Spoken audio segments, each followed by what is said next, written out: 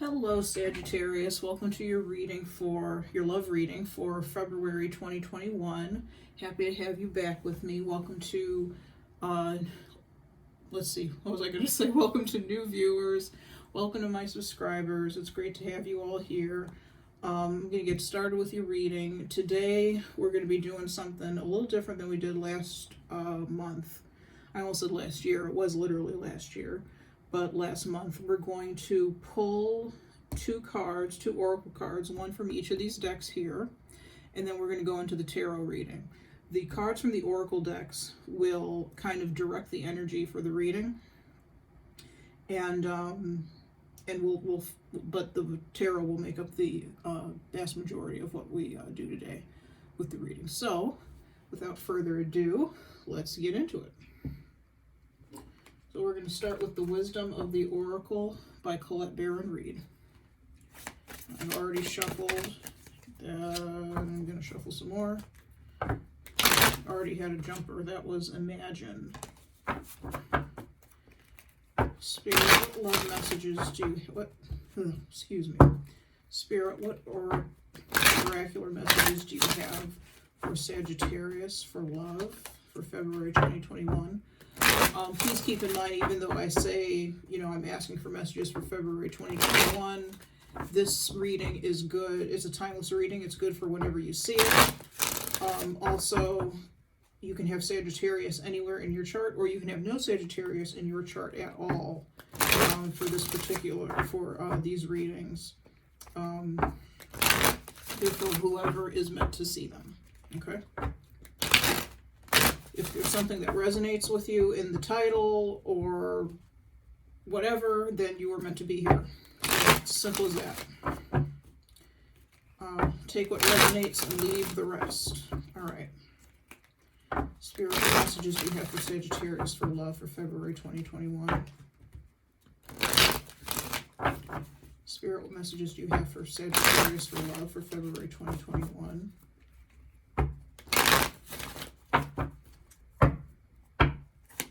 Spirit, what oracle messages do you have for Sagittarius for love for February 2021?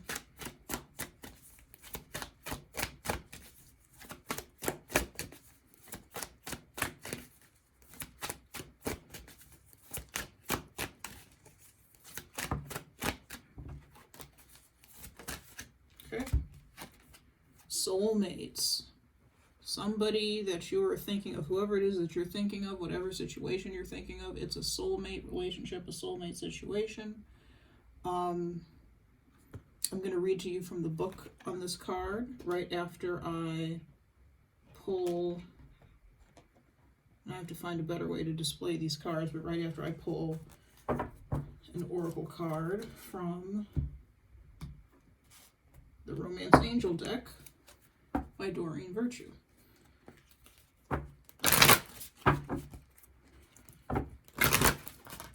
Oh, and that flipped over. I'll hold that card up again when I read from the book.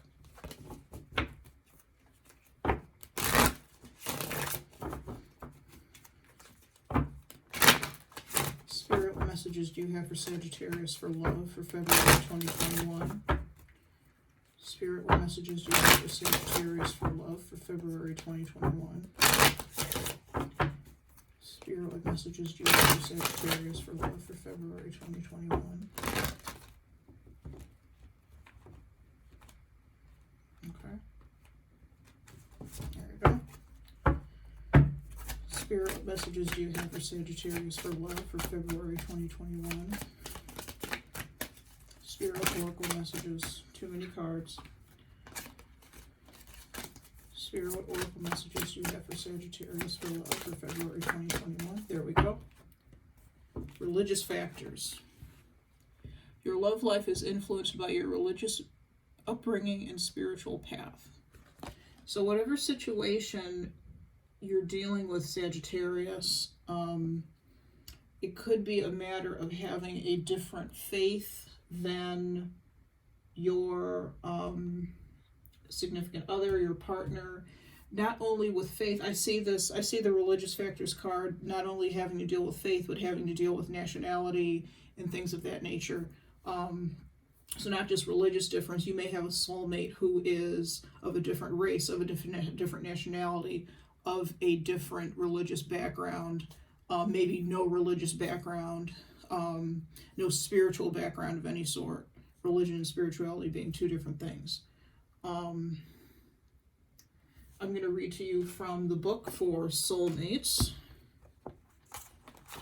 Card number 41.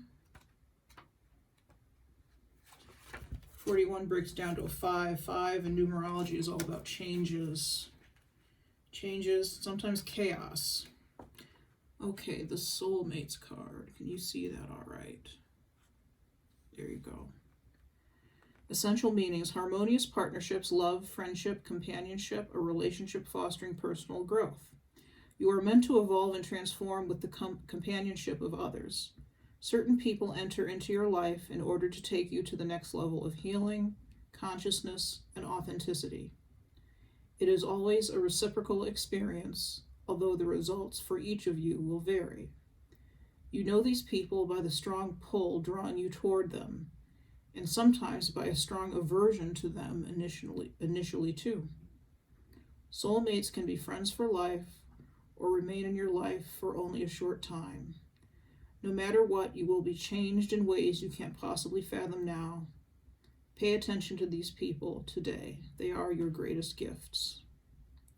The relationship message, since we are talking about love.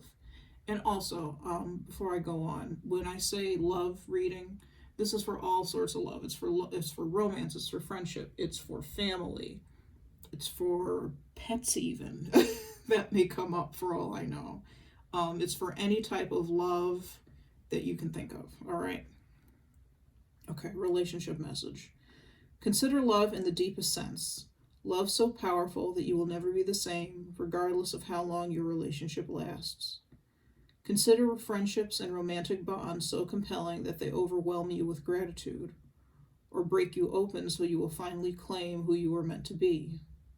Even a companion animal, pets, reminds you that it is you who is being rescued and healed. Pay attention, for you are in the presence of a soulmate, come to guide you home to the real you. So,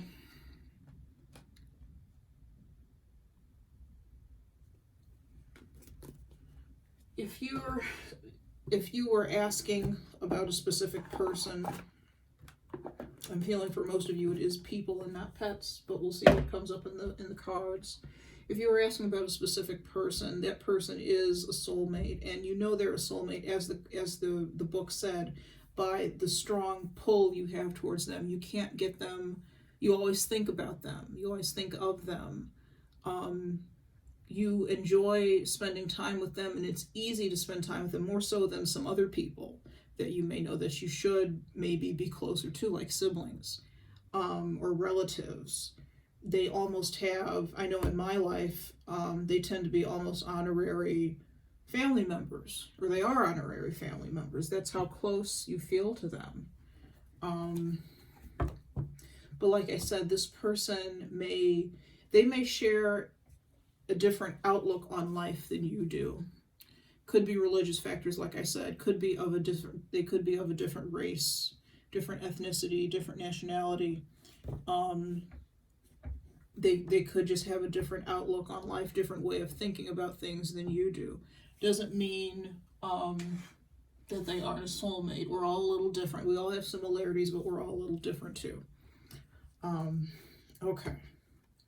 So that being said, let's get into the tarot. I hope you guys are all doing well tonight.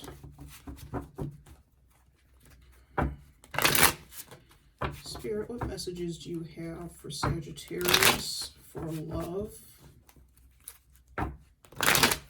for February 2021? Spirit, what messages do you have for Sagittarius for love for February 2021?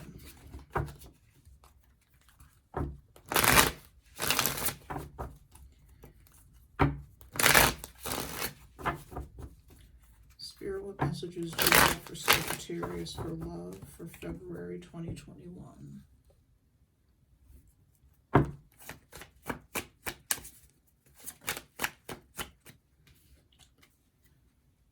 Page of Pentacles, or the Princess of Pentacles in this deck. Capricorn, Taurus, Virgo energy.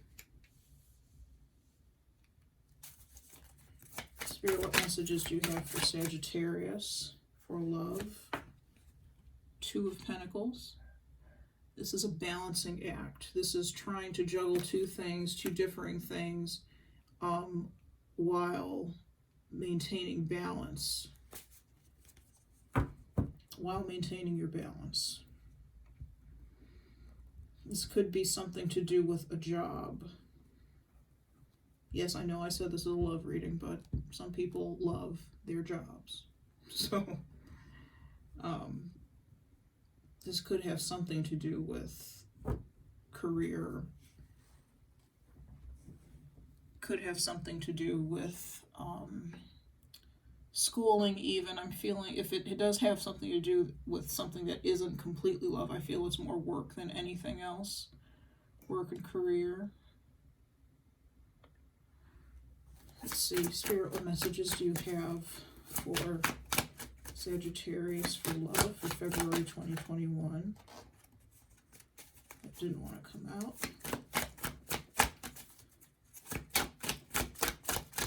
Spirit, what messages do you have for Sagittarius for love for February 2021? Eight of Pentacles, or Eight of Swords, I'm so sorry. I was looking at the Two of Pentacles. You may be stuck in your head making this decision, whatever this is. This could be a decision that you're having to make, and you're stuck. You're between a rock and a hard place. It feels like either whatever you choose, whatever option you choose, there are going to be issues with it. There are going to be problems. It's not going to be quite right. No particular option is the right option. You might be choosing between two people.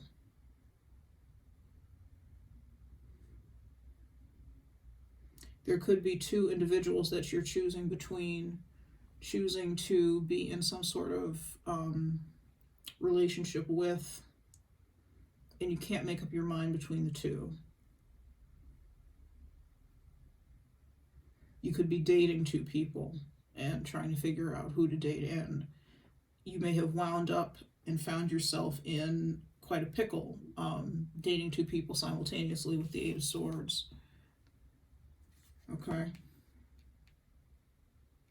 Let's keep going.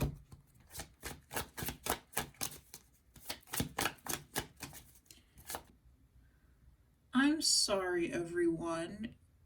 It seems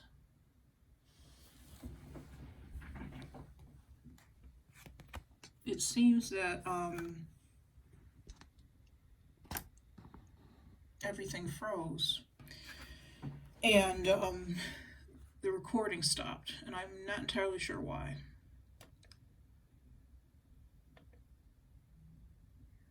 Let's see what's going on. Okay. As I was saying, after the Eight of Swords, we have the Moon, which makes sense. The Moon is all about confusion, illusion, depression. I'm feeling more confusion than anything with this particular card. Nine of Wands.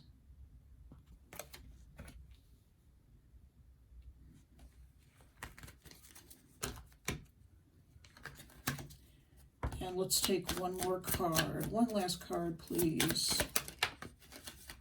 There we go. The Sun. Ooh, cool. This is awesome. We got the Moon and this followed by the Nine of Wands and the Sun. So whatever happens, things end up looking up. Okay.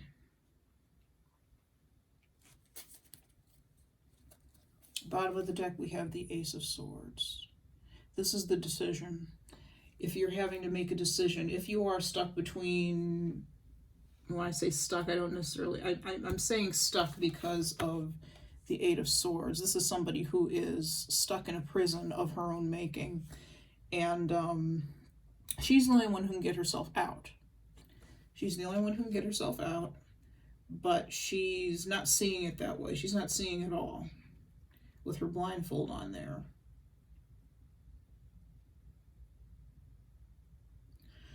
Some of you may be worried about making the wrong decision in love, the wrong decision about somebody. You know, if you're entertaining two different people, you may be worried about making the wrong decision in love. And because with the Nine of Wands, you feel that you've made the wrong decision before. You feel like you've made the wrong decision before. And let me adjust this camera, I'm sorry.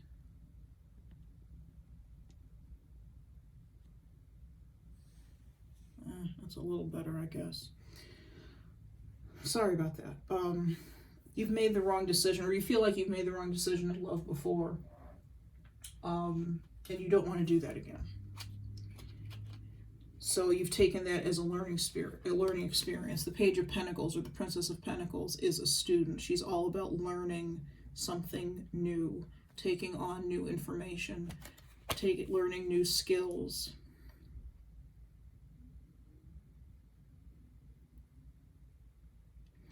You may, for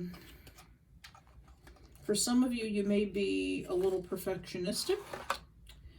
And for some of you, the person that you are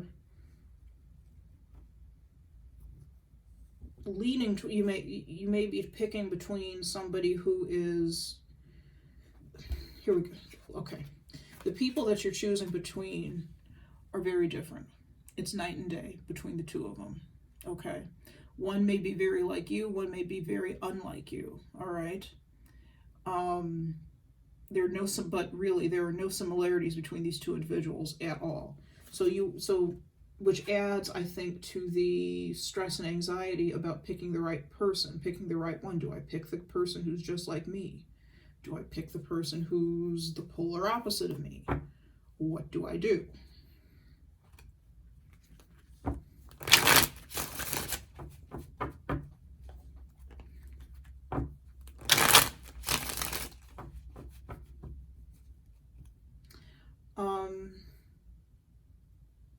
For some of you, the reason there is some anxiety, I feel, is because you're concerned about what other people think, maybe. What other people will think of your relationship with either of these individuals. That's for a small percentage of you, I feel. I don't feel that's for the vast majority of you at all.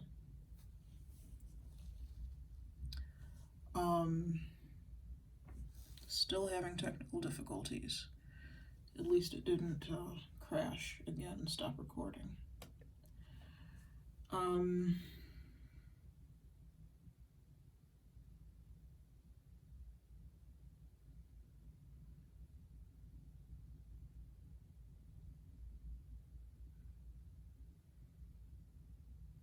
Okay, let's start clarifying. To clarify, I'm going to use the Golden Art Nouveau Tarot by Giulia F. Massaglia. And we're going to start with the Princess of Pentacles. Spirit, please clarify the Princess of Pentacles. Who or what is the Princess of Pentacles?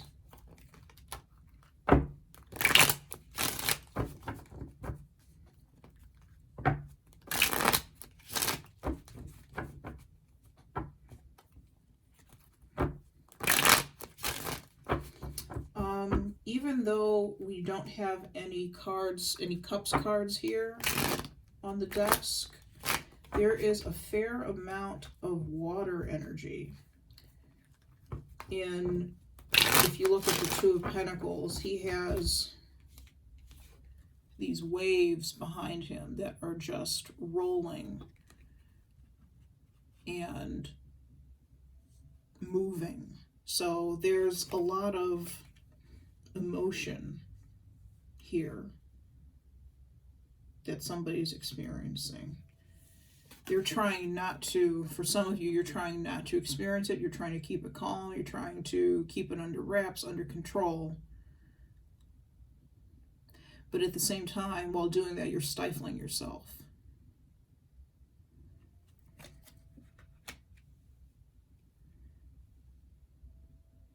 And I feel that there are very few times like maybe during the course of the day, where you're able to just express your feelings, live in that energy of emotion, that emotional energy. The moon is also all about emotions. This is the third water card, if you will. The moon controls the tides, the waves of, or not the waves, the tides rolling in and rolling out. Some of you may be very affected by the moon cycles. We had a new moon just, well, today. This is today's part of the new moon cycle for January, and we'll be having a full moon closer towards the end of the month. So you could be very affected by the moon cycles. You may be particularly moody in your, for some of you, your emotions kind of seesaw. They're seesawing right now. They're 1 minute they're up, the next minute they're down. 1 minute they're up, the next minute they're down. And you can't help it. You can't control it. It's not because of anything really that anybody has said. That's not the root cause. It just is how it is. There's the possibility that, you know, people can say or do things that trigger you. You know, you're already feeling moody and a little off kilter, and people can do things that, or say things that make you feel a little worse. But those things are not the root cause of why you're feeling like this, why you're feeling off kilter and dealing with this kind of seesaw energy. Or feeling like you're perennially on a seesaw. Okay, so let's continue clarifying. Sorry. Princess of Pentacles. Spirit, what is the Princess of Pentacles?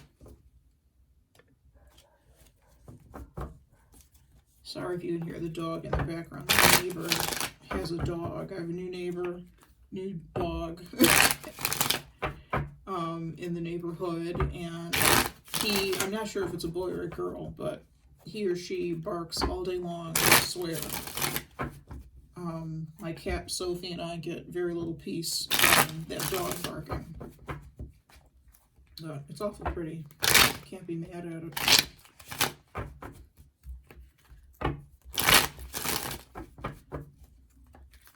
Spirit, what is the Princess of Pentacles?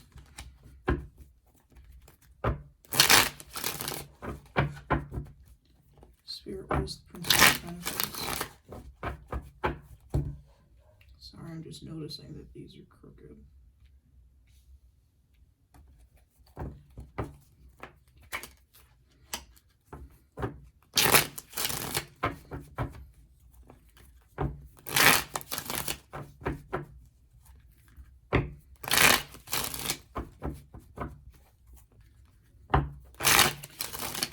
For some of you folks, there's some of you that may be very spiritual, I'm looking at this religious factors card. Some of you may be very spiritual, to the point of psychic. You have very strong intuition, and you may feel like, or may have felt like, you needed to hide this and defend this from individuals in your life. You needed to purposely, you purposely hid yourself, or you do purposely hide it and hide yourself away. And what these cards are telling you, if that resonates with any of you, what these cards are telling you is you got to bust out of that. Let yourself shine. Those who matter won't mind, and those who mind don't matter. Okay? I kind of butchered that saying, but I think you guys get what I mean. If anybody shows concern, let's put it like that, for you because of your spiritual beliefs, I just got somebody, there may be somebody who's telling you like you're crazy or you're nuts. for believing what you do. Maybe you hear spirits. Maybe you have mediumship skills that you need to hone. If so, get into a class, a mediumship class, to hone those skills. They exist. They're out there. That's something I'm working on myself. I generally don't pick up things that way, but that is something that can be, it's something that interests me, that's something that can be honed. There are classes available for that. You know, you just gotta look around. All right, I'm sorry, I digress.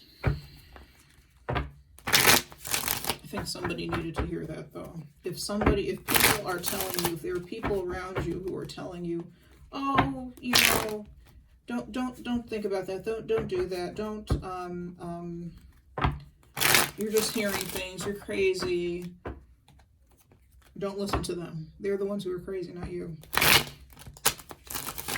If you're hearing spirits, past loved ones talking to you, they're trying to get in contact with you for a reason. They're trying to get in contact with you for a reason. You know, you may be deciding if those are gifts that you want to open up, if you want to open yourself up to that spirit communication, psychometry, mediumship. Maybe it's not mediumship at all or anything like that. Maybe, you know, you're interested in reading tarot, and you feel things, you know things, and you don't know why you know them, you don't know how you know them. That's your intuition. Explore those, okay? You may be debating about exploring those. Think about it, but I personally encourage you to explore them. All right? Okay. Sorry, we're getting nowhere with the Princess of Pentacles. I keep stopping to pass things on to you guys.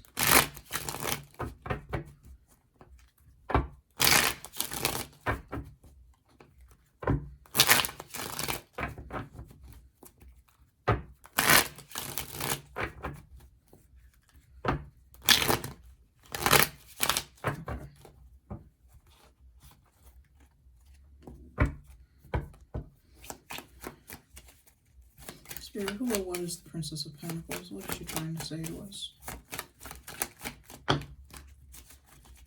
Spirit, who or what is the Princess of Pentacles? What is she trying to say to us? The Queen of Cups.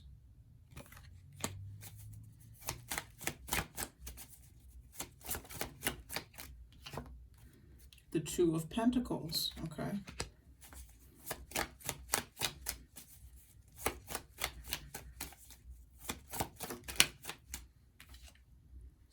The King of Cups.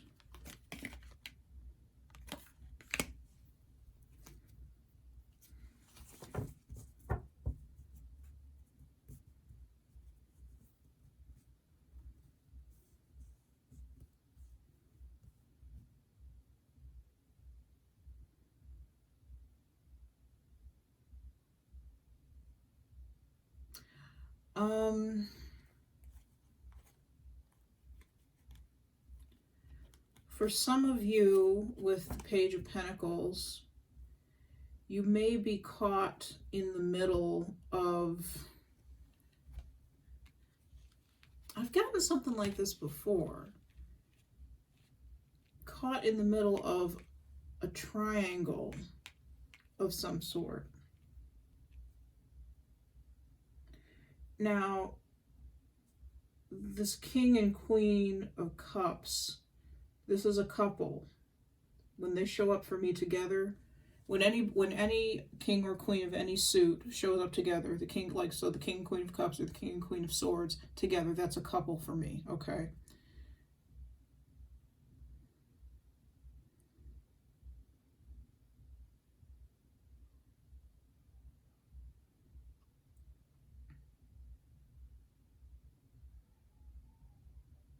That only applies to some of you. And like I said, I don't know what the situation is.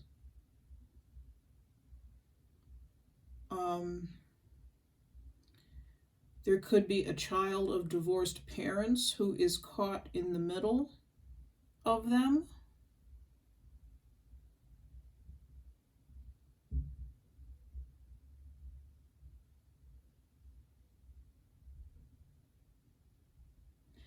The child may be shuffled back and forth with the Two of Pentacles. I'm paying attention to this infinity loop that's around these two pentacles.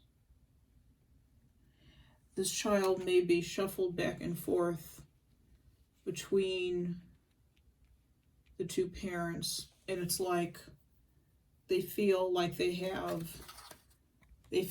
stuck. They feel like they have no agency.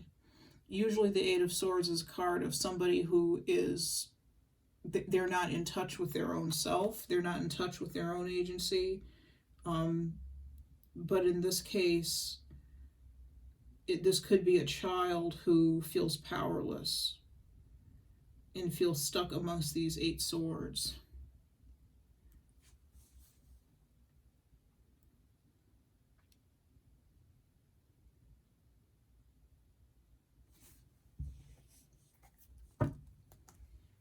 And grab another deck to clarify. Use the Morgan Greer.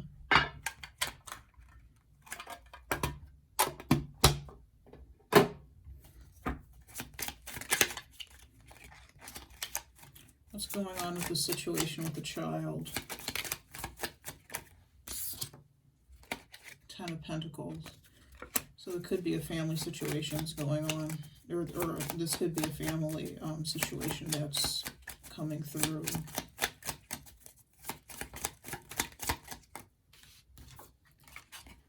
The Knight of Swords. The Tower. Yeah. This could be a family unit that broke up at some point. Angry words.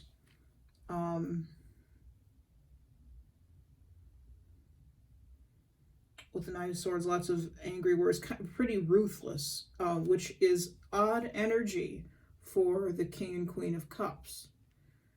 Usually those are people with very gentle energy.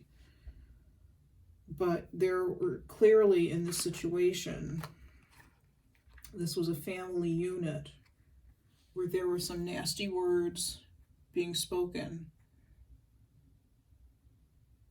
And it led to a breakdown of the family unit. So this Page of Pentacles or Princess of Pentacles child could be caught in the middle of this situation.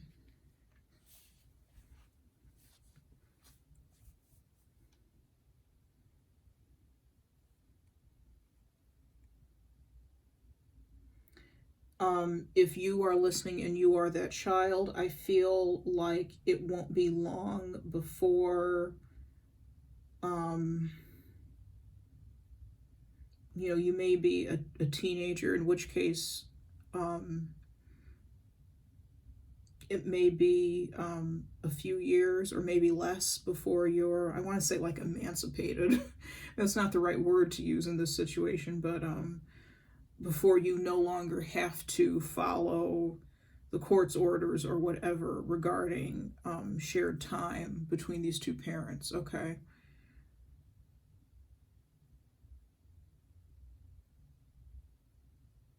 There's, you've made it through with the Nine of Wands. You've made it through the worst of the situation already. You've dealt with the worst. It's probably left some scars that you'll have to deal with later on. Maybe you're dealing with now already. But the end is near. They say that it's darkest before the dawn. That's what I get with these three cards. There's just a little bit longer to wait before, all that's done and you go to college or you do whatever you're going to do after high school, and you can start a new chapter in your life then. All right?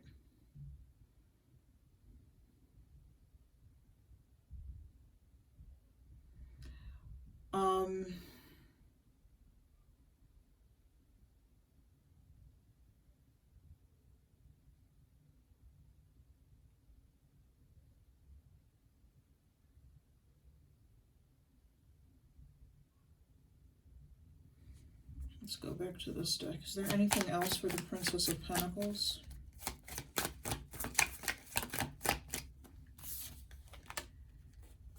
The Page of Cups and the Wheel of Fortune. Okay. Is there anything else? Any other messages for the page? The Nine of Cups and the Sun. I was just moving this deck and we ended up with the Two of Cups here. For some of you, there could be a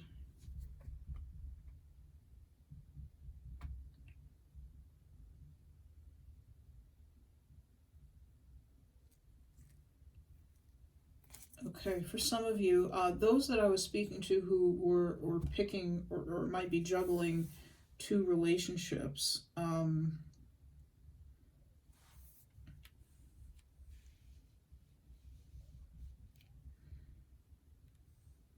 the decision of whom to choose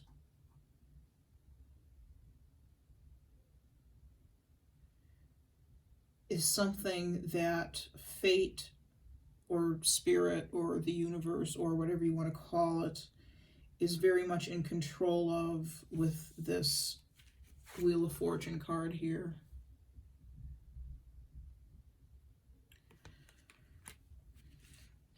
Somebody is going to make a little bit of a surprise offer to you, a small one. You know, it might be an offer to go out for coffee or something. Not a great big grand proposal of marriage. It's a very innocent offer. I would take it. Because it's something that's going to end up giving you a lot of, I don't know that anything is going to come of this particular relationship. I'm not necessarily feeling that, but it's going to give you a lot of self-confidence and personal happiness. Okay, this may be a relationship that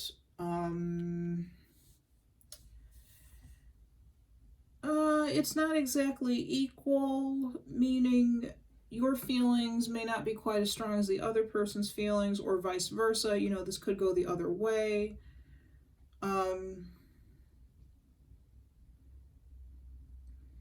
But, you know, you might think, okay, this is a nice guy, this is a nice girl, why not give it a go? Why not give it a try? All right? Take a chance. Take a chance.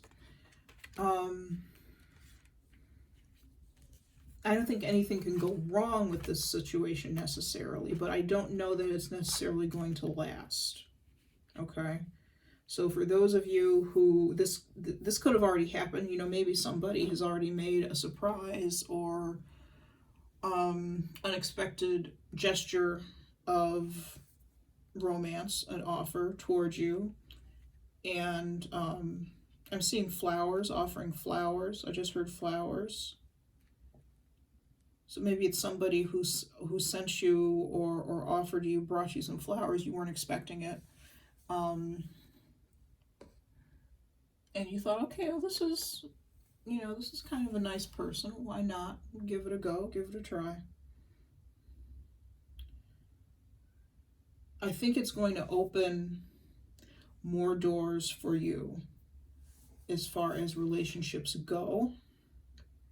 You know, this person could be, you know, going back to the soulmate card, this person could be a soulmate who is in, or rather, sorry, I'm getting confused. I'm confusing you, I know. What I'm trying to say is the person, this could open a door to you for your soulmate or a soulmate to come in. Okay? This particular relationship with this Page of Cups here could open a doorway for you to meet a soulmate.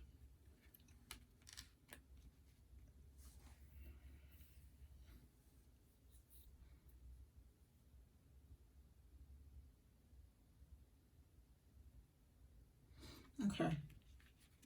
Let's move on. I'm going to put some of these clarifiers back because I'm going to put all the clarifiers back in the deck, and then we're going to reshuffle.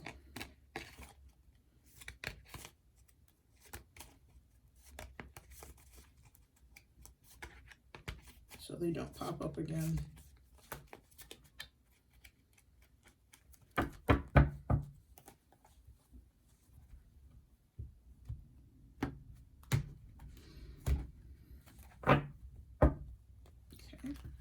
Let's clarify the Two of Pentacles. The Two of Pentacles. Let's clarify the Two of Pentacles.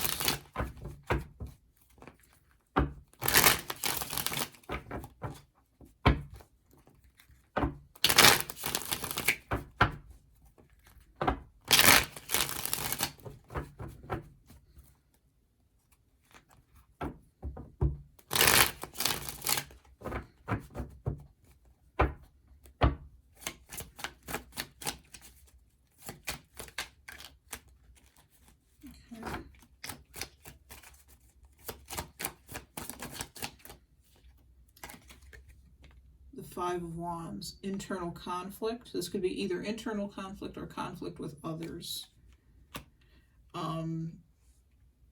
With the Two of Pentacles, I'm feeling is more internal conflict, because we were talking about not being able to make up one's mind, having to make a decision between two parties. You know, you could be going back and forth so much in your brain that this is the kind of energy you're left with. It's like you're fighting with yourself. It's like you're fighting with yourself. It may keep you up at night, tossing and turning.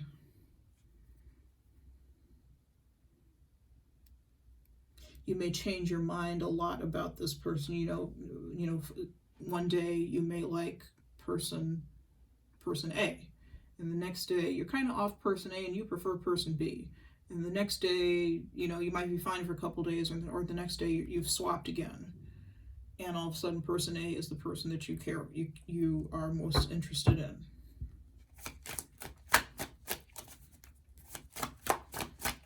Clarify the Two of Pentacles, please.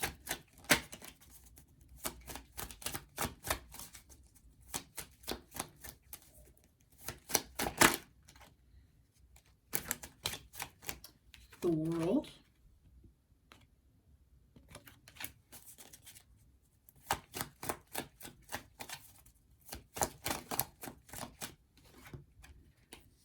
The Knight of Wands.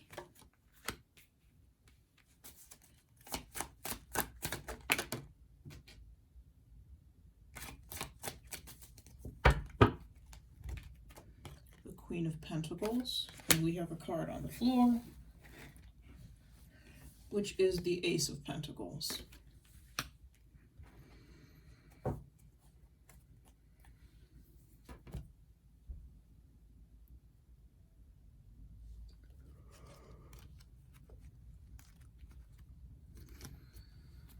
Okay.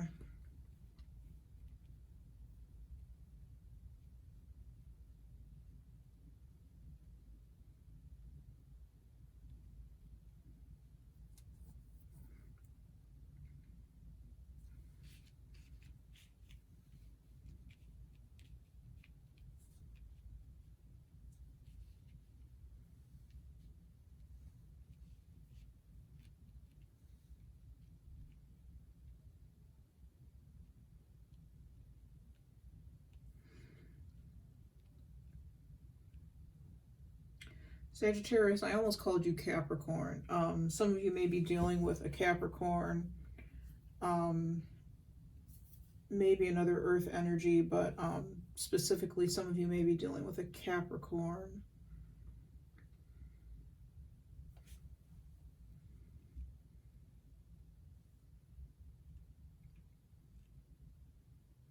For some of you, neither of these individuals that you may be choosing between are the right one. Okay? Not the one you really want.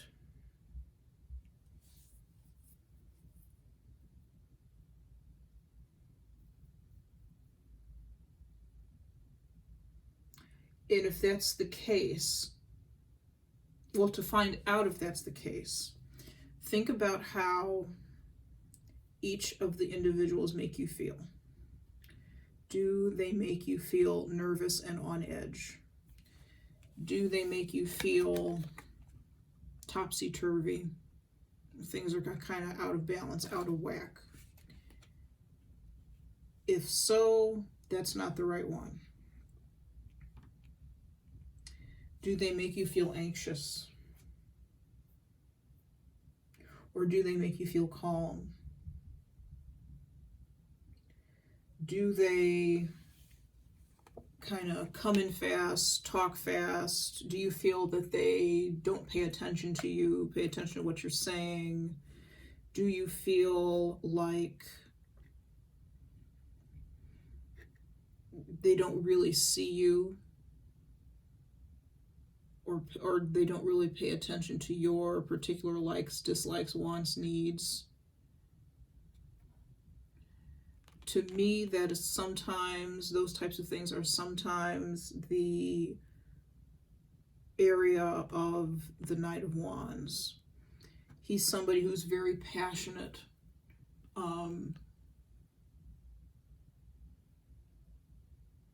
But he comes in quick and he leaves just as quickly.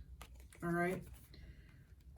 He's not a reliable, dependable sort.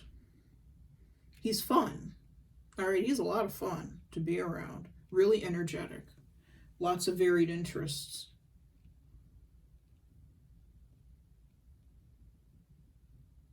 Maybe athletic a bit.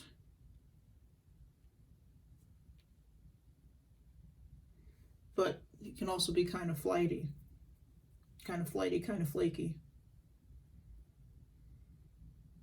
Like I said, not the most reliable knight in the tarot.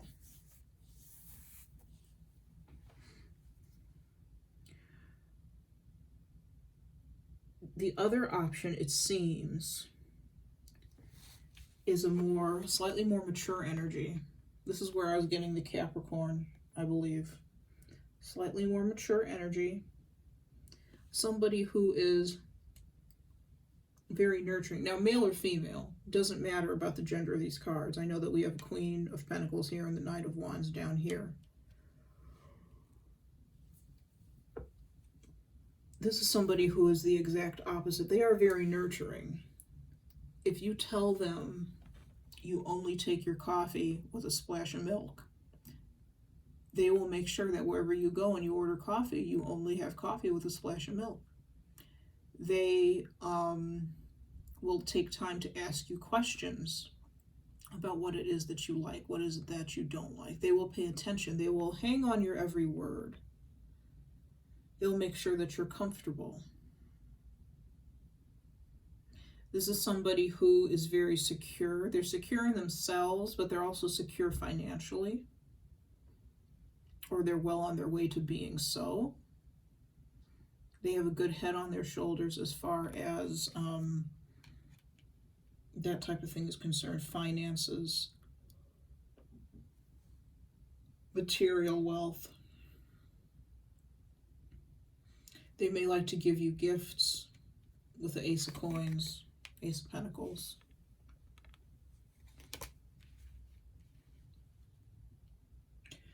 But think about how these two individuals make you feel. If they make you feel anxious, if they make you feel tired, if you leave a date or an event or something with them and you just feel completely drained, completely worn out,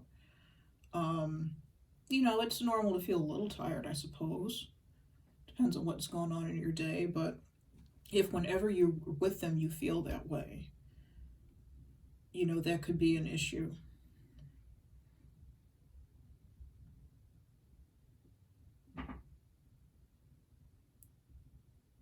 But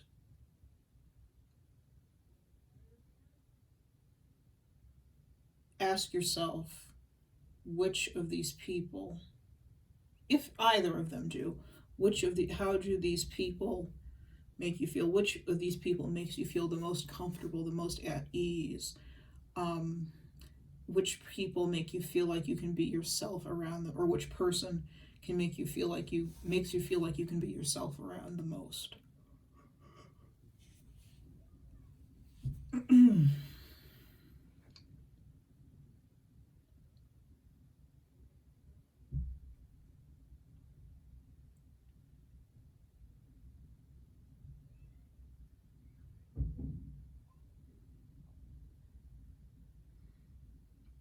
Trying to see if there's anything else.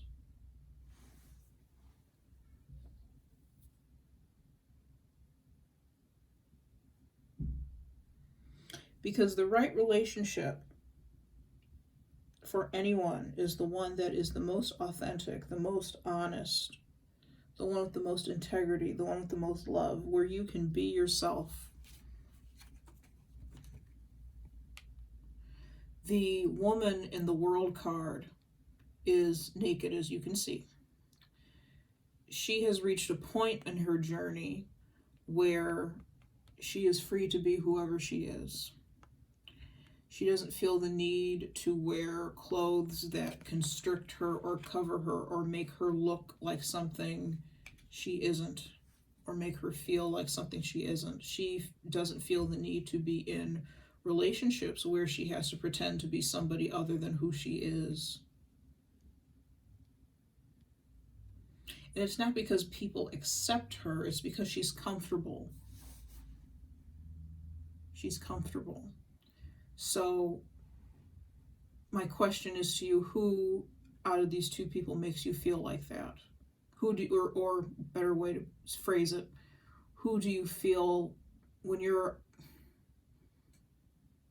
which person do you feel like that around? Do you feel like that around either of them?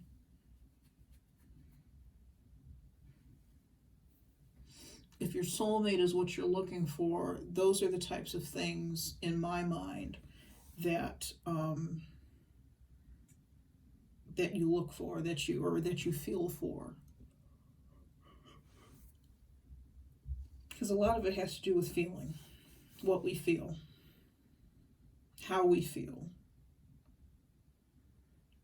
the connection we feel. I'm not feeling like there's a particular connection with this Knight of Wands energy. They're fun, like I said, they're fun, and you may very well enjoy yourself, have a blast, have a great time, do all sorts of things with them. They always have a new idea about something to do. This Queen of Pentacles, though, is a little steadier, a lot more dependable, a lot more reliable. If you ask her to be somewhere, he, they will be there, hands down. You know, if they can't make it for some reason, they will let you know in plenty of time.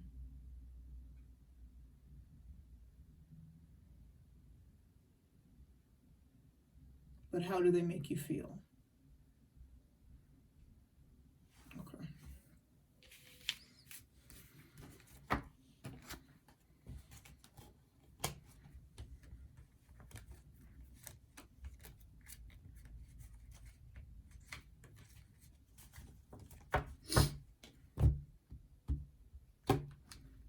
Let's clarify the Eight of Swords.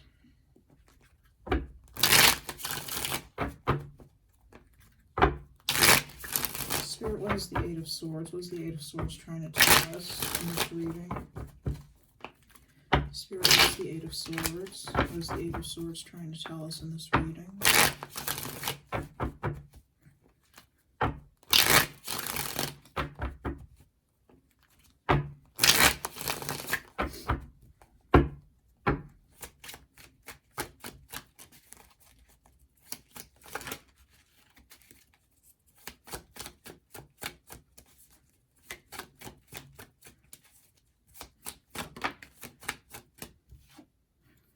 Ten of Pentacles reversed, excuse me.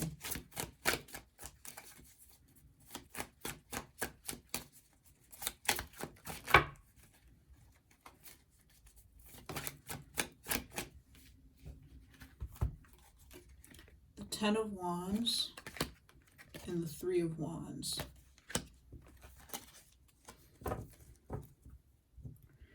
Okay, for some of you, what I'm getting is that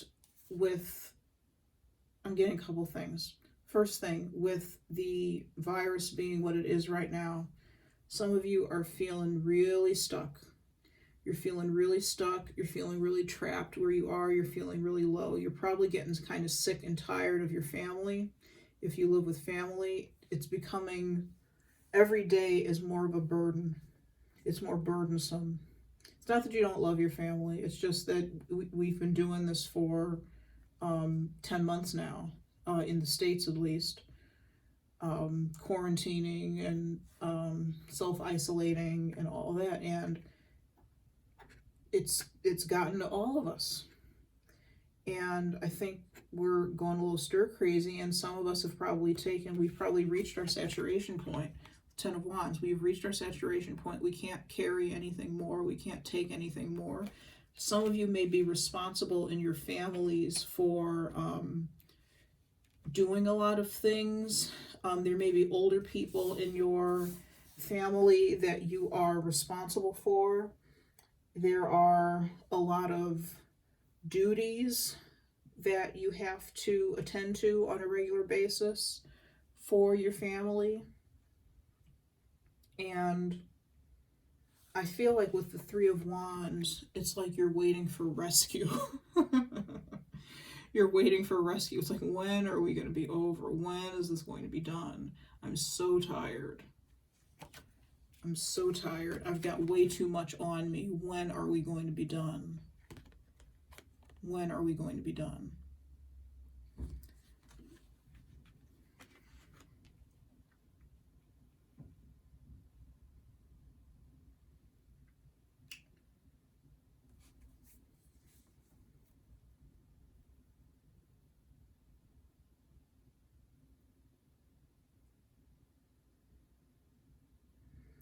I feel, as far as advice for that, the most you can do is kind of carry on, unfortunately. I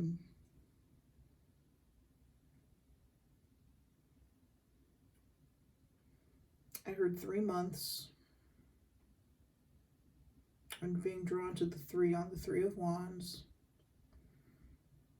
So 3 months from now is, what is it, April? So things may seem really, really hard now, but see where you are in April. Things may be, with the Three of Wands, things may be looking up in April for you, okay? April, or not April, I'm sorry. With the Three of Wands, you may not be able to see it very well in the camera, but there are 2 little ships over in the background here. And they're coming in towards this man who's standing on a precipice. He's standing on a hillside or a hilltop.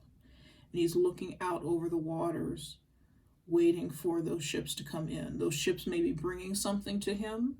They may be coming to take him somewhere. But they bring positivity with them.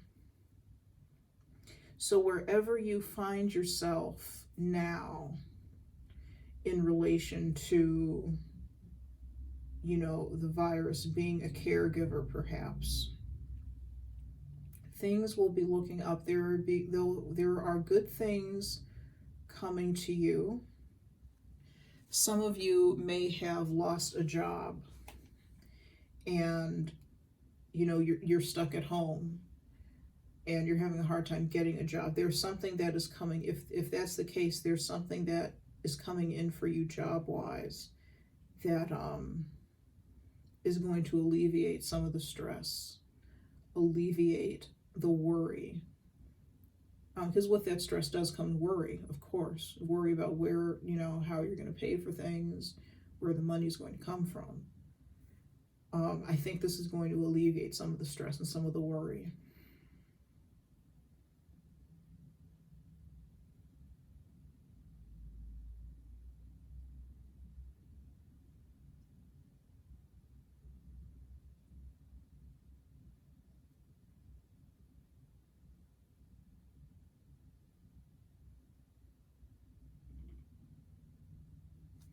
Let's see, what else? What else do we have for the Eight of Swords? Now, the other thing I was going to say for the Eight of Swords, I just almost forgot, was that for some of you where you're a young person in a situation where your parents are separated or divorced, again, I'm feeling like there's such a heavy burden on your shoulders, such a heavy burden that you have to deal with, that you have to shoulder in this situation. And it's all stress. It's not so much that anybody's asking you to do something, you know, it's not like having to do dishes, having to do manual labor, but there is a stress and an anxiety that follows you around with the situation, from being ferried back and forth, or even driving yourself back and forth between one parent's house and another. Now, as far as things that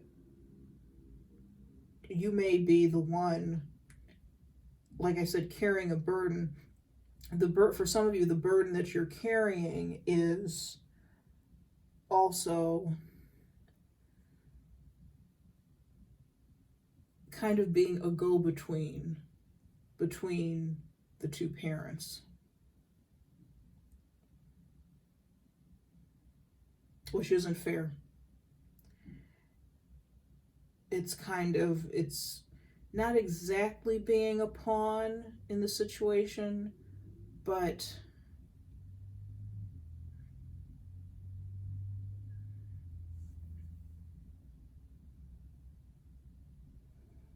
you feel like you're stuck. I just keep getting the feeling that you're stuck in the middle. You're stuck in the middle.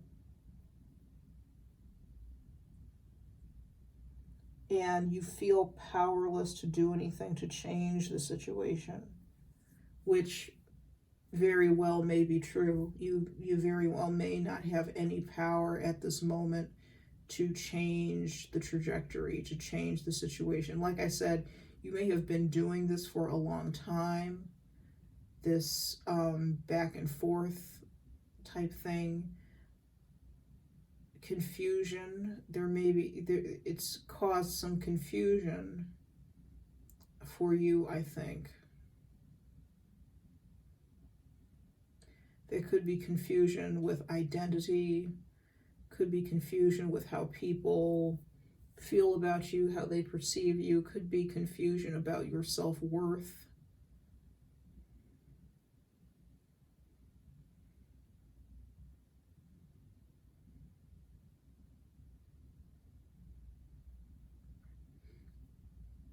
It's led to some definite confusion. And with the Three of Wands, again, it's like, when can I get out? You may have, some of you folks, if you're a very young viewer, you may have, I usually read for 18 and up, but I can't control everybody who's watching.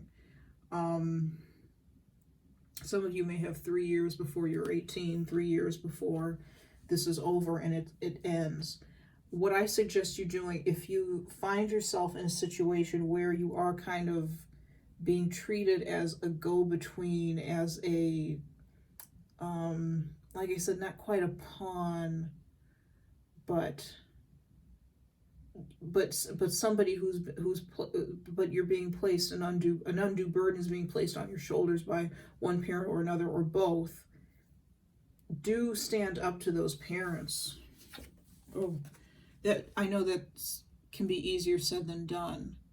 But with the Nine of Wands, this is, to me, is about, it's a defensive card. It's a card of defense, standing up for oneself, taking your own,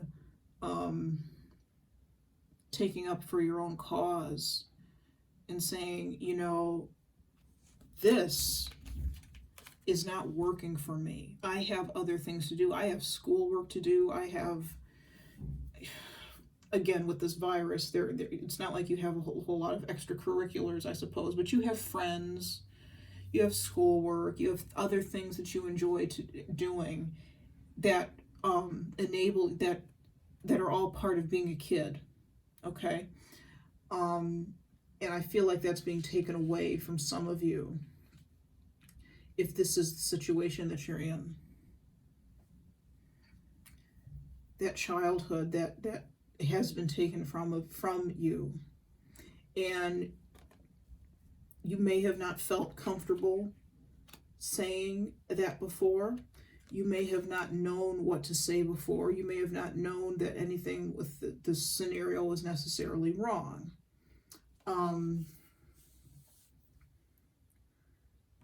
But I think what I'm getting is that you can stand up for it, for yourself now. It's not too late. You can do it. You can do it. If that's something that you feel that you should do, or feel that you want to do, you feel strongly about it, you can do it.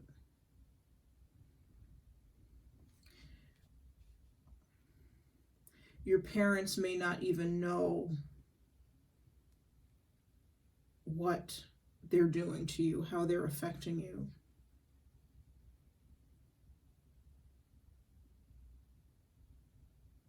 Because it may make you not want to spend time with either of them. You may find yourself wanting to spend time alone, or if you are the parent in this situation, your child may feel like this. Okay, this can go the other way. If you're the parent in the situation, you may have found that your child, or may think that your child feels this way, that they withdraw into themselves because it's like they don't feel there's any space for them in this family unit anymore. Not for them to be themselves, their authentic selves, for them to be kids. They feel like they have to be adults with adult responsibilities and adult burdens, and have to listen to your problems and listen to, perhaps you say some things about the other parent that maybe you oughtn't.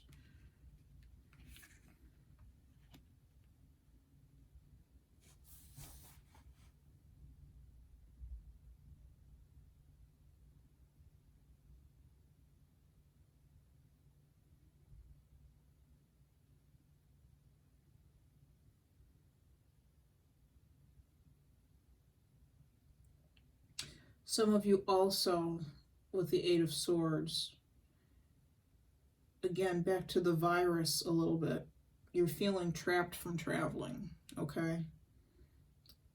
The Three of Wands can sometimes be a card of traveling, preparing for a journey. When can, and again, the question is, when can I go somewhere? When can I get out of here?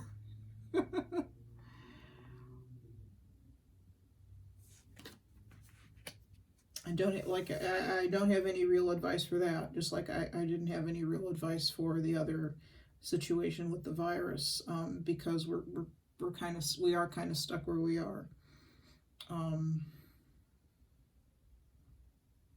But it'll be interesting to see, just in general, in 3 months' time, where we stand as far as that type of thing is concerned. With this Eight of Swords, the reason I started talking about travel is because I kept thinking of Lake Como for some reason when I was looking at I don't know why, because these cliffs and whatever don't look like anything in Lake Como. But I don't know, maybe somebody needs to hear something about Lake Como. I don't know. In Italy?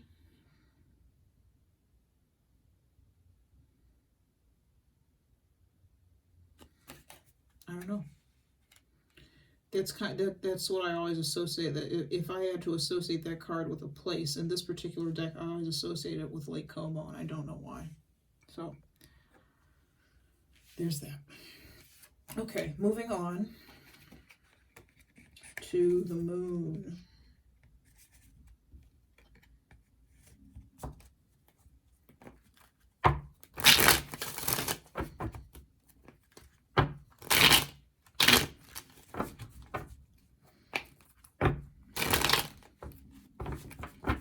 Spirit, what is the moon? What messages do you have for the moon card? What is the moon?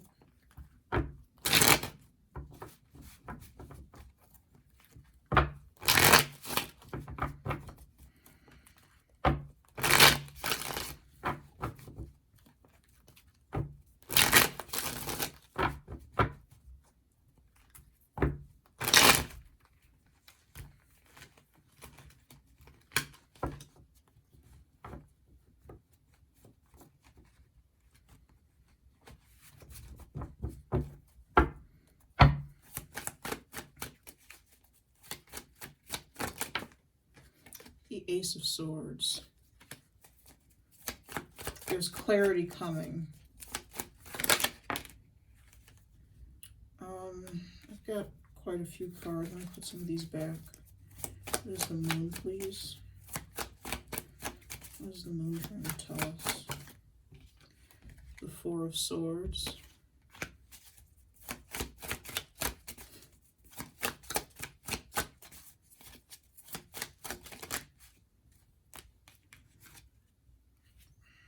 Got too many cards again and again.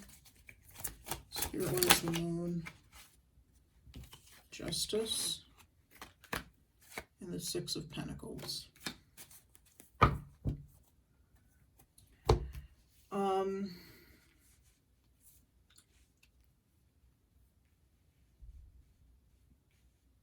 With the Moon card, some of you have had to step back from a situation that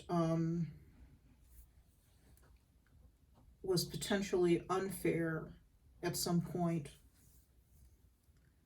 with the Justice card and the Six of Pentacles.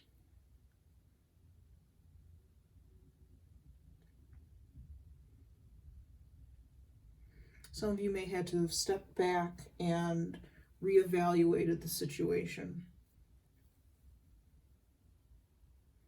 and gained some clarity over the situation. Gain some clarity over the situation by thinking about it, talking to a therapist about it, praying, meditating on it.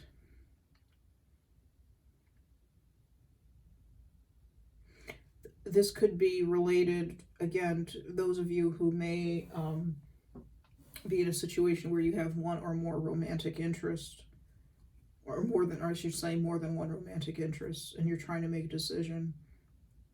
You may have had to take a step back from both and say, you know, I don't know what I want right now. I don't know what's going on right now.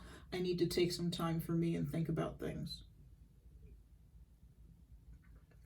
I need to take some time and think about this relationship. Gain some understanding of it. Gain some understanding of myself.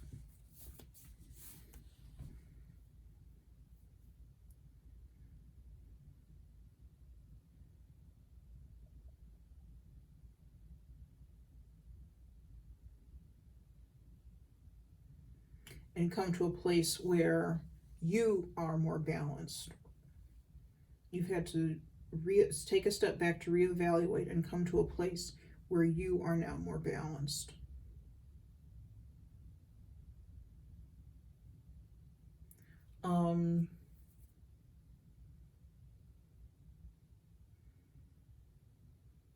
You may have worked on this situation a lot in your dreamscape with the Moon and the Four of Swords.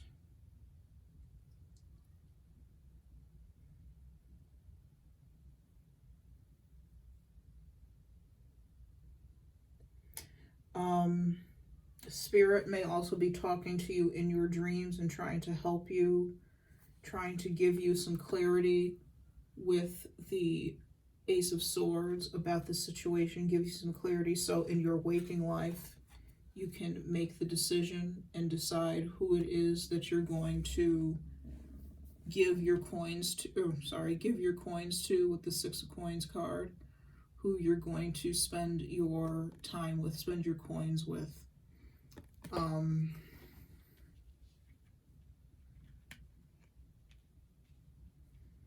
Let's see. Wrong deck. What else can you tell us about the Ace of Swords? What else can you tell us about the Ace of Swords, please?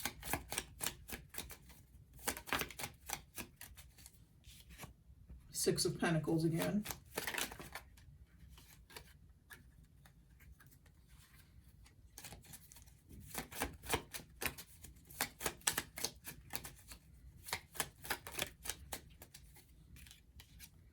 The Ace of Pentacles.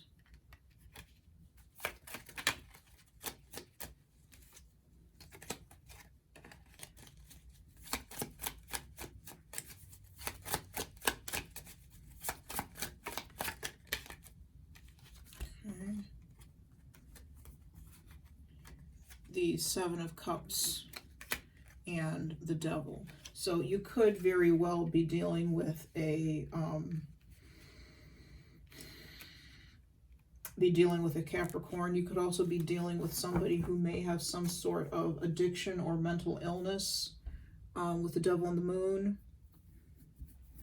They may drink too much. They may imbibe. Well, yeah, drink too much. They may ask you for money a lot. There may be a situation that you're in where you're in a situation with somebody who asks you for money a lot, and you give them the money. You give them the money, but they don't always use it for wise things. For some of you, you give them the money, they don't always use it for wise things, and they come back to say, oh, well, now I need money to pay a bill. And you're like, well, what did you do with the $100 I gave you last week? I was like, oh, I gambled it, I drank it, I spent, whatever. And you may be making a decision now about this, and I don't know who this person would be to you. I don't know if they're somebody you're in a relationship with, if they're somebody, they could be somebody you're in a relationship with, if they're a relative, if they're a friend, if they're a coworker. I don't know who this person is, but it's somebody who comes looking for money from you, and you give them. It could be a relative. Out of all of those scenarios, I'm feeling it could be a relative more so than anything.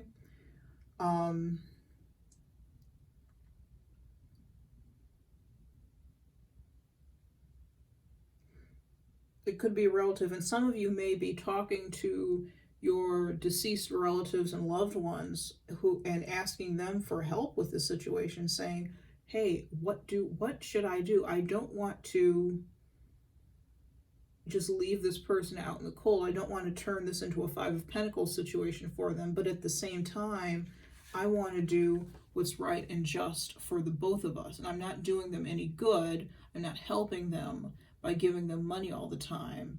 And I'm not helping myself either, because I'm the one who's out $100, $200, $300, $400 every time you turn around. I have to pay my bills too. I have to take care of myself too.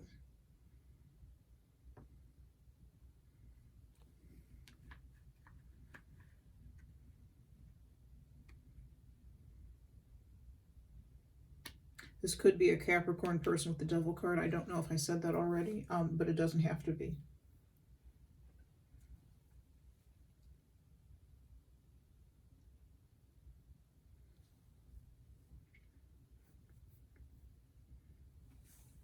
Let's see, what else can you tell us about this situation, Spirit?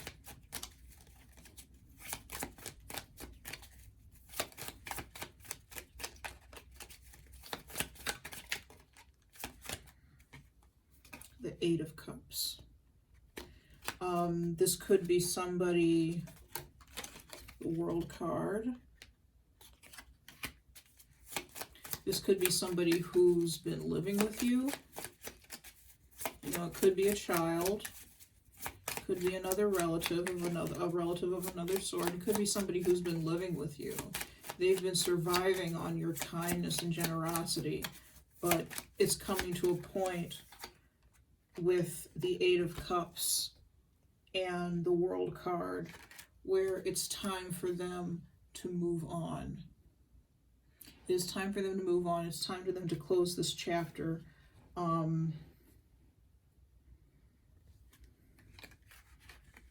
And that may mean for them finding a job, finding something where they can support themselves instead of you supporting them.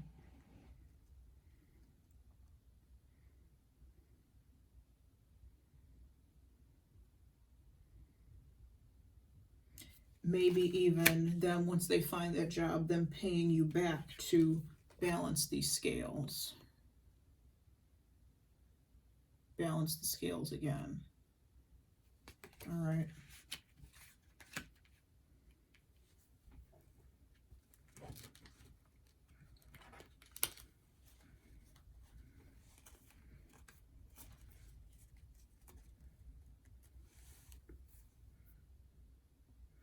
with the moon card. This could be a Pisces or Cancer person. Like I said, Capricorn. This could be a Libra. I know I haven't been going through all the cards and saying what the signs are. I'll try to remember to do that.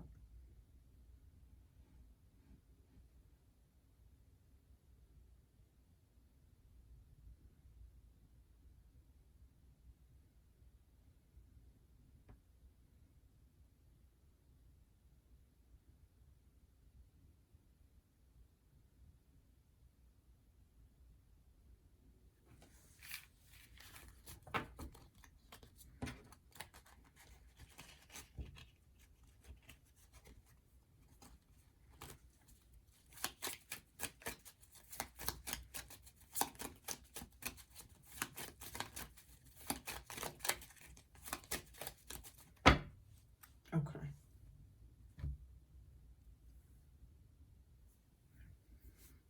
All right, let's move on to the Nine of Wands.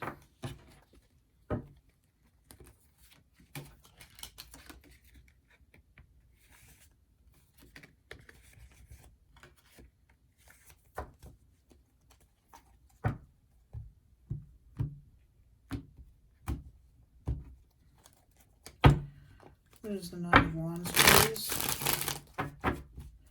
What is the Nine of Wands?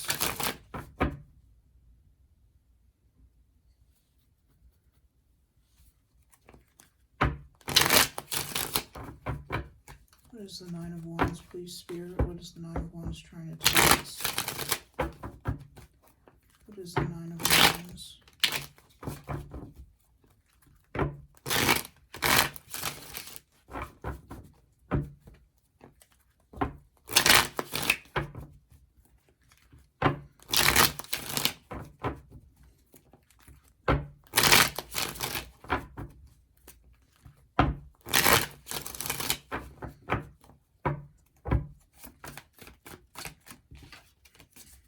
Sloppy shuffling there.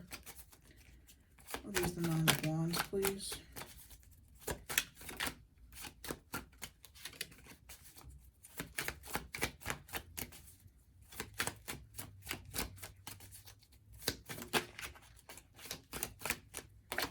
Five of Cups.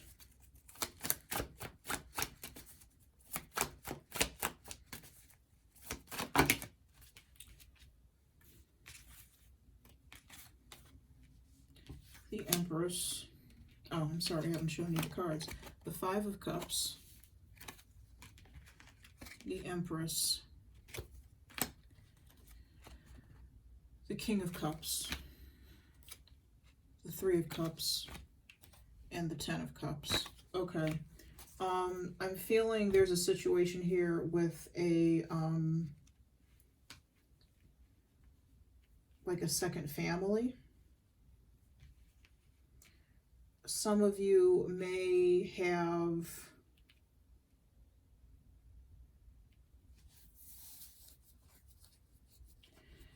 I'm getting that somebody's a widow or a widower.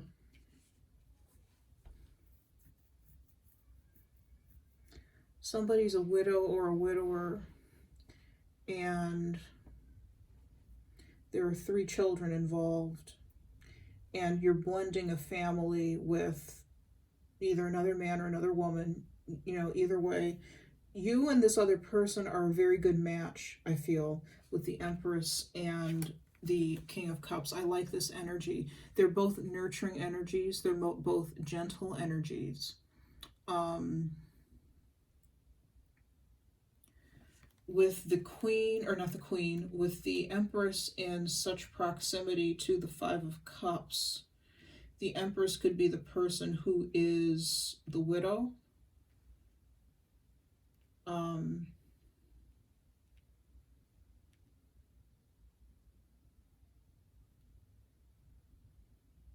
Even though she's the Empress, I feel like whoever I'm speaking to, this is somebody who doesn't have children, who didn't have their own children naturally, even though this is the Empress. The Empress is the mother card, okay? She's shown pregnant, and in this card it doesn't look like she's pregnant, but usually she's shown pregnant, depicted as a pregnant woman. which means she's very fertile, very abundant. Lots of creative energy there.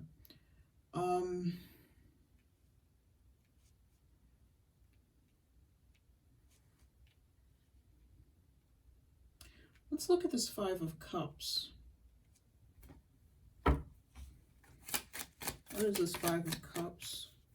And put this back in the deck. What is this Five of Cups? Nine of Cups. The Lovers.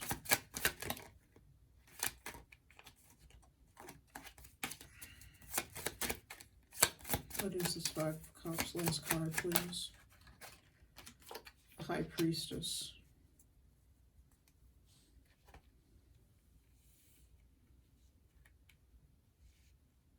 Okay, let me back up.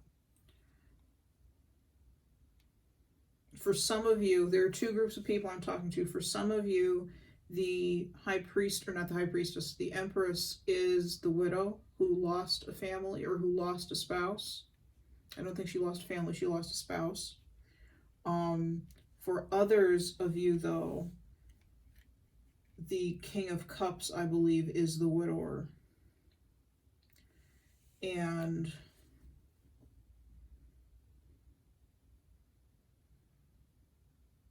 he was married to, I believe, this High Priestess energy that's coming up here.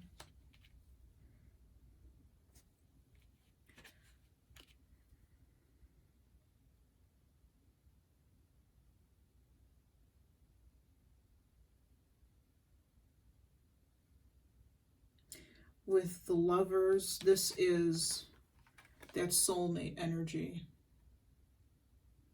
That soulmate energy that we were talking about here with the soulmate card.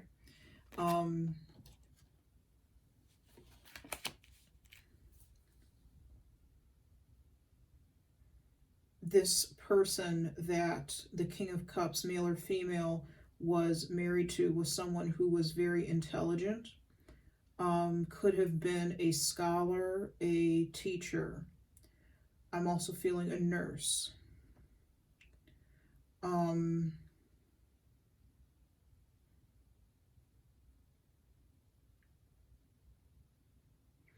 Someone who had strong faith. I'm being drawn to the cross that is either hanging on her neck or hanging around her neck or pinned to her clothing.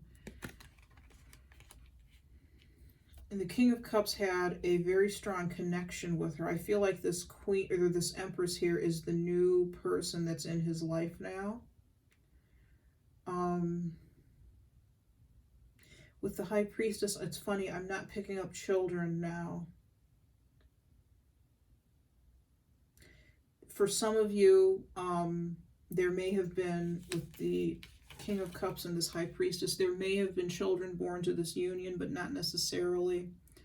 I'm not feeling that as strongly now. With the Three of Cups, it could have been 3 girls. Again, not necessarily. What I'm really getting now with the Three of Cups and the 10 of Cups together is, and with the 5 of Cups here,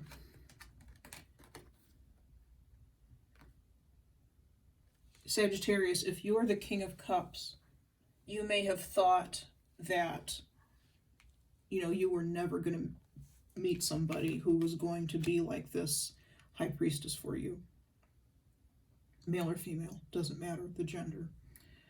You may have thought that you were never going to ever in a million years going to meet anybody else who made you as happy, who you felt as close to, who you could be your true self around, who understood you the way he or she understood you. There was an intuitive bond between the two of you. Maybe you could, there was a telepathic connection between the two of you.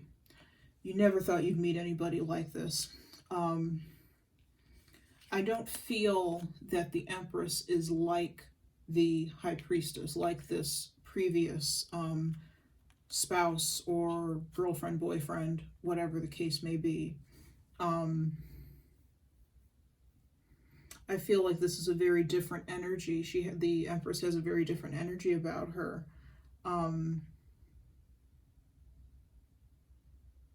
Maybe somebody who's not quite as quiet, as bookish. This Empress may be somebody who's a little more extroverted in her displays of love.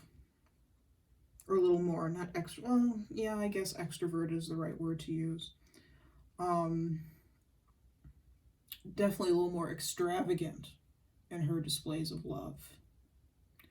The High Priestess was somebody who kept to his or herself.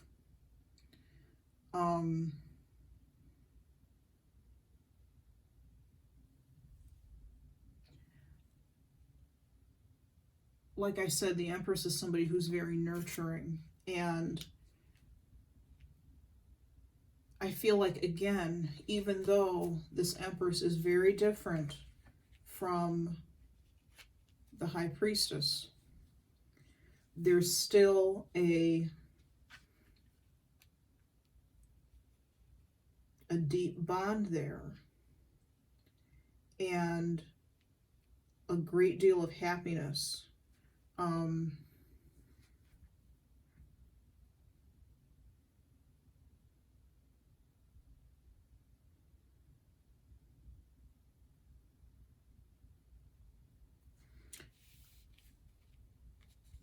Is there anything that the High Priestess would like to say to us?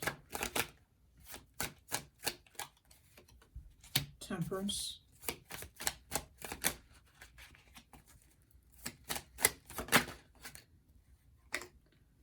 Seven of Swords.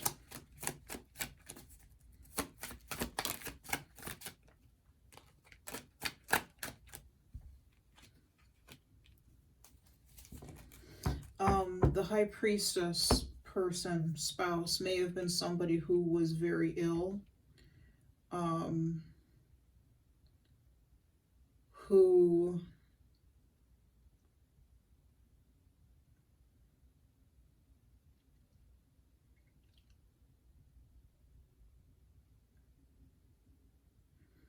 kind of had like a freak illness pop up all of a sudden on him or her.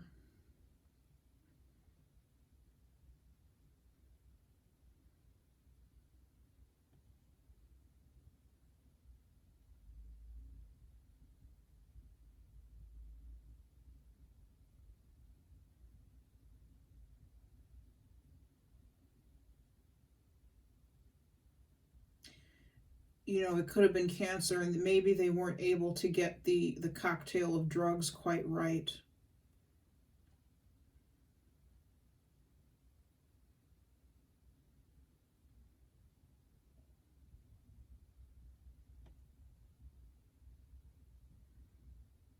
And the disease, the illness it got worse before it was able to get better.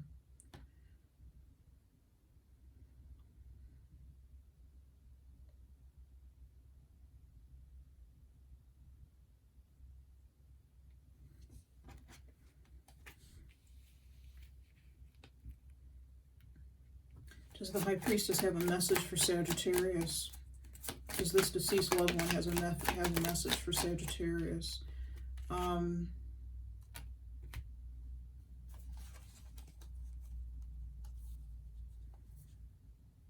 She or he is sending or has sent you, if Sagittarius, if you are the one who has lost a spouse, lost a significant other, he or she is saying that this new person in your life has been sent to you as a gift from him or her.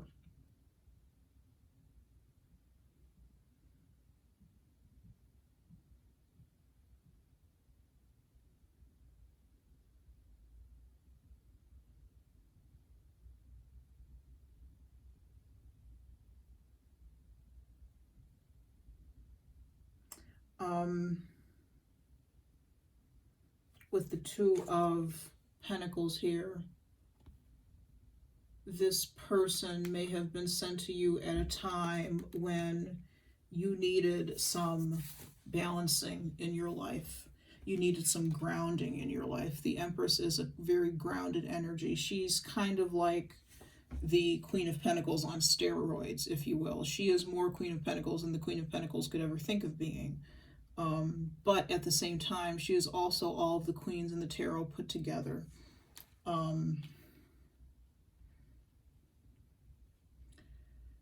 The High Priestess person may have been somebody who had a very grounding influence on you, Sagittarius, on this King of Cups.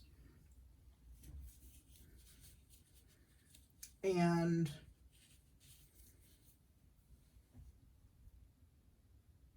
without her, you may have felt very, or him, you may have felt very bereft, like you were just out to sea without a paddle, without any way of getting any help, without any way of surviving.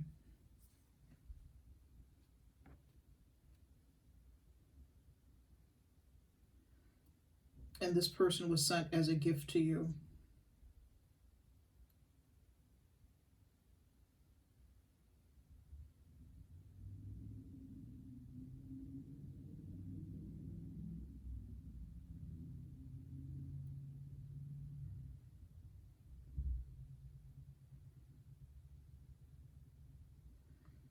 Somebody that you can build a very happy life with. A very happy life with. You may have been on the defensive at first, but I don't feel that you are now.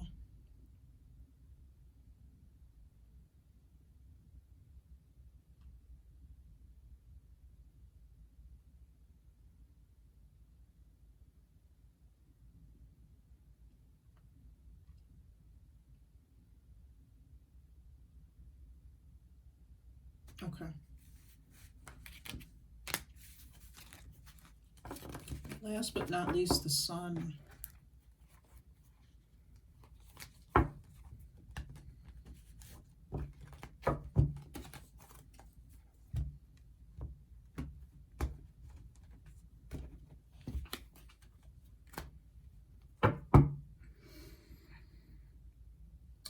The Empress was sent to give you the strength that you needed to continue. I feel like the Empress, or not the Empress, the High Priestess was very worried about you, about the way you were managing. You probably weren't managing very well. You're probably just barely getting by, you know, eating just enough to survive, drinking just enough water to survive.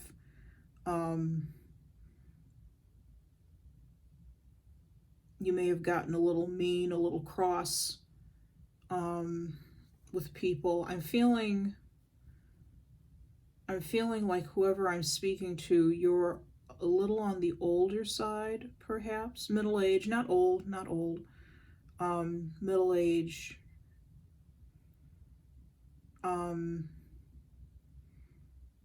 Maybe I was feeling children and then not feeling children because the children are already grown up and out of the house. For either party, either the Empress had children. I don't feel that the Empress necessarily had children, but if she did, they're grown out of the house. The children I felt were more connected to the King of Cups, so they may be grown and out of the house. Sisters or brothers or mixture, you know, boys and girls, mixture of the two.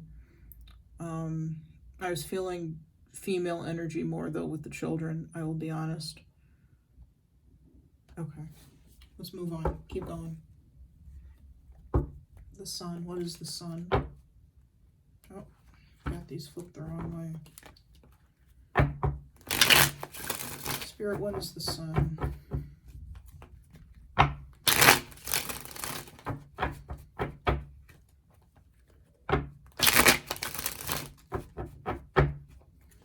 Spirit, what is the Sun?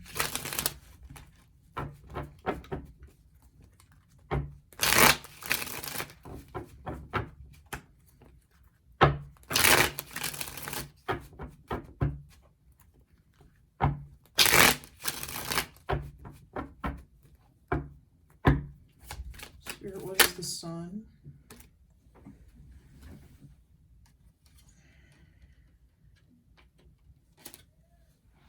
card on the floor. Oh, the Hangman in reverse. Seeing something from a new perspective.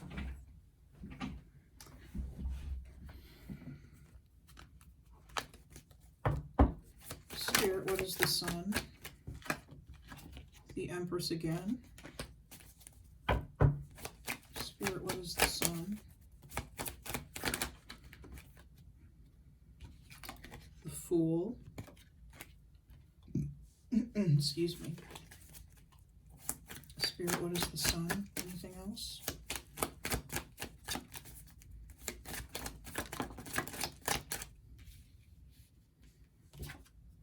The Nine of Pentacles. And the Three of Pentacles. I feel this is still in relation to the Sagittarians I was speaking to for the Nine of Wands. That may have been, and that was for somebody very specific. It wasn't for everyone. That was a message for somebody very specific. This Empress has come back into your, she's come back again, popped up again, even though I shuffled the cards. She's given you a new lease on life, all right? She's given you a new lease on life. That you were stuck in a limbo situation before. And I feel like she brought you out of that. She kind of brought you back to life, gave you some pep in your step, some interest in life. On the bottom of the deck, we have the Queen of Wands, the Queen of Action. She is somebody who's very active. This Empress, you know, could have got you moving and out of the house again. Sorry, my cat is going to visit us right now. Say hi, Sophie. Yeah? You don't want to say hi? No?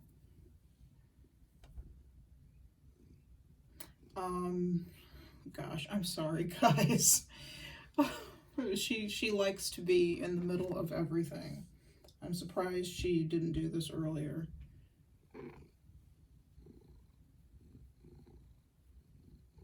As I was saying, though, this Empress, let me see if I can move her. This Empress,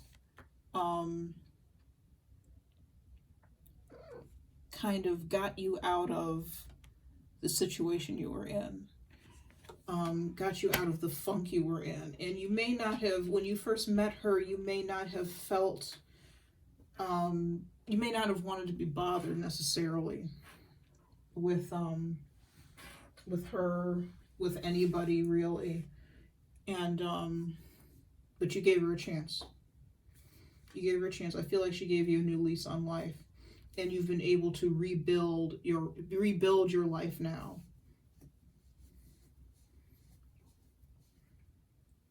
With the Sun card, there's kind of like a childlike happiness that she's been able to bring into your life. Things are much brighter. Things were very dark for a while after your spouse, significant other, whomever the High Priestess was to you, passed.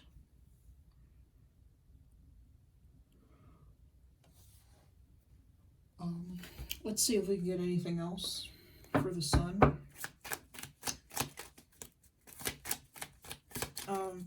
Actually, let's look at the Hangman reverse. What can you tell us about the Hangman reverse?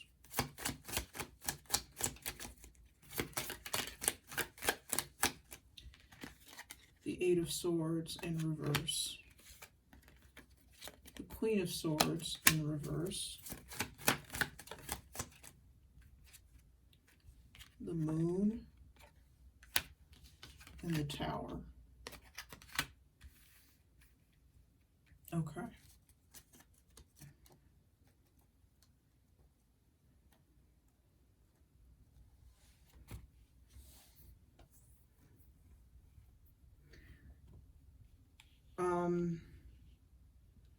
with the Queen of Swords reversed, I definitely feel like, again, this is just confirming for me that this is a situation with a widow or a widower. The Queen of Swords, for me, whether she's upright or reversed, is somebody who has, and traditionally in the tarot, she is somebody who has lost a spouse, or she is divorced, male or female, again. Give me a couple cards on the Empress, please.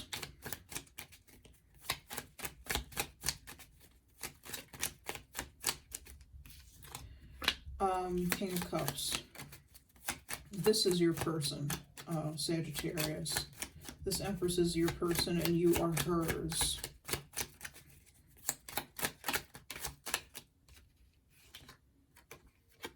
King of Wands or Rods. The High Priestess just popped her head out. She tried to come out again. Let's see if she'll come back.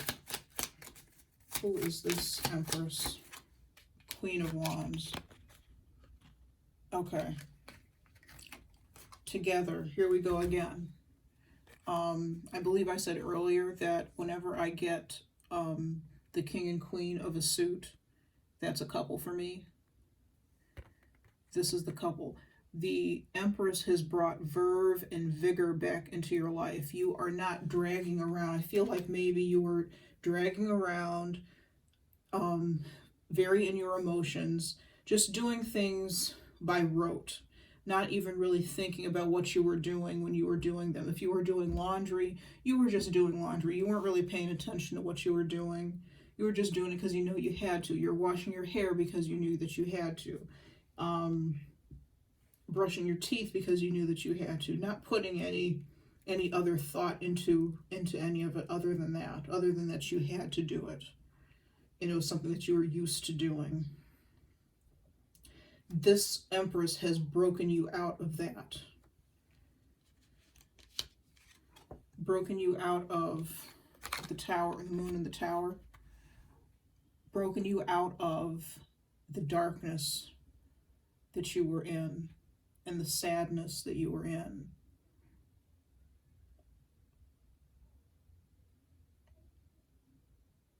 The sense of being lost. Because I feel that you were lost. You were lost without the spouse, which is why she sent the Empress to you.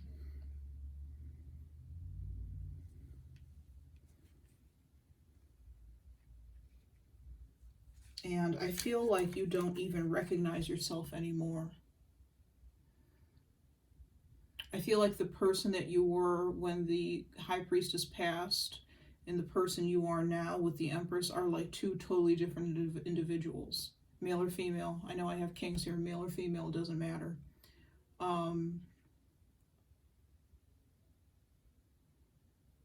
You look back on that person and you don't even recognize him or her. You don't recognize yourself in him or her because you've done a complete 180 with the help of this Empress.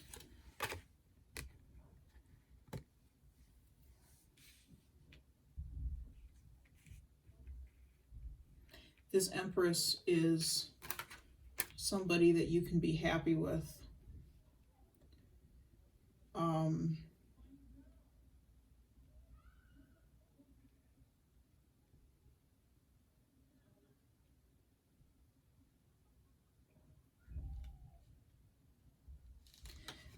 Like I said, this Empress is somebody very different from your previous significant other. Could be a different religion, different race, like we were talking about with religious factors. Different religion, different race, definitely different outlook on life. Like I said, the energy of the High Priestess and the Empress, two very different energies. The High Priestess to me is somebody who is much more introverted, much more quiet. The Empress is somebody who's much more extroverted, which I believe is why she's coming up. If you are coming up as the King of Cups and the King of Wands or King of Rods, and she is coming up as the Queen of Rods, somebody who may own her own business, who is a major multitasker. She does a lot in the community. She does a lot at home. She works. She does everything, every single thing. She has her hand in a lot of activities. She's well respected in the community. She has a good reputation. Very attractive. Great personality. Sunny disposition. Everything, even if she's dead on her feet, tired, you know, she's got a smile on her face. And she's ready to do something else. She keeps going. She's like the Energizer Bunny. She keeps going and going and going.